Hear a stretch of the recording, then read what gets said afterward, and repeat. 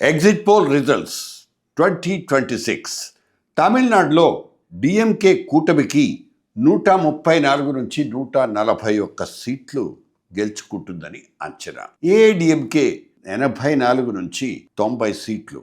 ఇకపోతే టీవీకే అదే దళపతి విజయ్ 4 నుంచి 8 సీట్లు గెలుచుకుంటారనేటువంటిది అంచనా.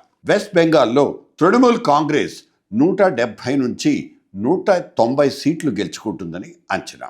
బీజేపీ 120 నుంచి 130 సీట్లు గెలుచుకుంటే కాంగ్రెస్ మాత్రం 1 నుంచి 4 సీట్లు గెలుచుకుంటుంది.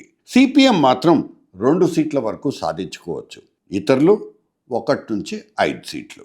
అయితే బెంగాల్లో బీజేపీ ఒక పెద్ద సర్ప్రైజ్ ట్విస్ట్ ఇచ్చి 150 పైన సీట్లే సాధించుకోవచ్చు అంటూ కొన్ని సర్వేలు చెప్తున్నాయి.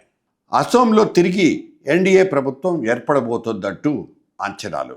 కాంగ్రెస్ 40 నుంచి 46 సీట్లు సాధించుకోగలిగితే ఎన్డీఏ మాత్రం 84 నుంచి 90 సీట్లు గెలుచుకుంటుందనేది అంచనా. ఇక కేరళంలో యూడీఎఫ్ 76-81 సీట్ల మధ్యలో ఉంటే ఎల్డీఎఫ్ మాత్రం 61 నుంచి 66 సీట్లు.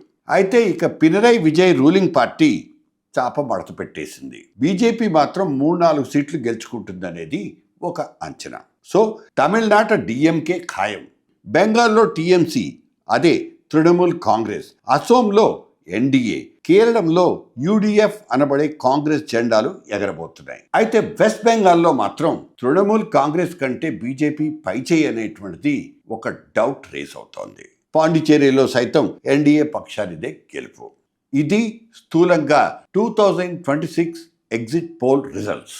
ఈ ఎలక్షన్స్లో ఒక సెన్సేషన్గా ఎంట్రీ ఇచ్చిన సినీ స్టార్ దళపతి విజయ్ 4 నుంచి 8 సీట్లు మాత్రమే గెలుచుకోవచ్చు. కానీ ఇదే దళపతి తన టీవీకే పార్టీకి 15 నుంచి 16% ఓట్లు నమోదు చేసుకోగలిగే అవకాశం ఉన్నట్లు ఆత్మసాక్షి ఎగ్జిట్ పోల్స్ చెప్తున్నాయి.